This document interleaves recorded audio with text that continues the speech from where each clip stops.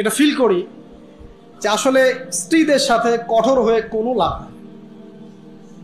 বিয়ে তো করে ফেলেছেন, এখন বিয়ে করাটা যত সহজ, মুক্ত হওয়া এত সহজ না।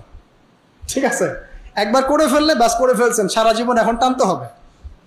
ঠিক আছে, ইল্লা মাশাআল্লাহ, কারণ পরিবার ধ্বংস হয়ে যাওয়ার চাইতে অ্যাটলিস্ট একসাথে থাকাটা উত্তম। এটা ইসলাহু খায়র, যেটা ইসলাম সেটা উত্তম।